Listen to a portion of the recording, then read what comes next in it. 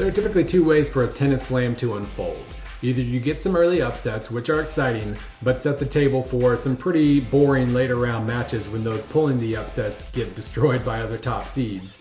Or you see mostly chalk in the first round, or first couple of rounds, bereft of any major upsets, but setting the table for a really nice level of competition later on. Upsets are a lot of fun, but chalk early means drama late, and thus far that's what we're getting in the 2013 Australian Open. That's probably a good thing. The top 10 men all advanced through the first two rounds of the tournament, and the top 6 women did the same.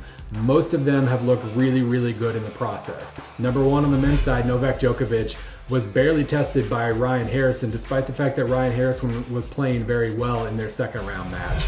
Meanwhile, Juan Martín del Potro may have looked even better than Djokovic. Others, like Roger Federer, Andy Murray, Jo-Wilfried Tsonga, they have all achieved a pretty good cruising altitude pretty quickly in matches. On the women's side, Victoria Azarenka has dropped only 6 games in 4 sets through 2 rounds. Serena Williams has dropped only 2, and Maria Sharapova has yet to lose a single game. That will probably change in the 3rd round, of course, when she faces Venus Williams. But moving forward, here are a couple of storylines to follow as we reach the first weekend of the tournament. First, can the American women keep this up? For the first time since 2005, 7 years ago, 5 women have reached the round of 32 on the women's side. That includes the Williams sisters, obviously, both of whom have looked very, very good so far, despite the fact that Serena Williams keeps hurting herself. She turned her ankle in one match. She hit herself in the face with a racket in the second round. They have both looked very good. But the future of women's tennis has also been on display, and that's kind of a good thing. 23-year-old Jamie Hampton has advanced to the 3rd round for the first time in a major. 17-year-old Madison Keys has looked fantastic and powerful through 2 rounds. And Sloane Stephens, the 19-year-old American who has succeeded in the slam, looks better than she possibly has before. She looks like she has either already taken the leap to that elite level, or she is getting ready to. The going is about to get a lot tougher in the 3rd round, however. Venus Williams does draw Maria Sharapova. Jamie Hampton gets Victoria Azarenka, the number 1 seed.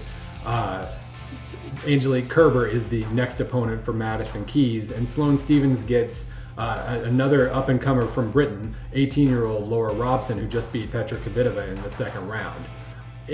Up to probably 4 different Americans could reach not only the 4th round but the quarterfinals, but the level at which they have played so far will only have to go up for that to happen. Serena Williams is the only sure thing at this point, and like I said, she keeps hurting herself.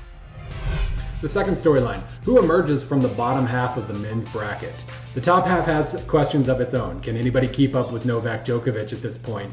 And from the David Ferrer quarter of the bracket, who emerges into the semifinals? Can David Ferrer find his top form? He hasn't found it yet. Or will somebody like Nicolas Almagro or Janko Tipsarevic get into the semifinals for the first time?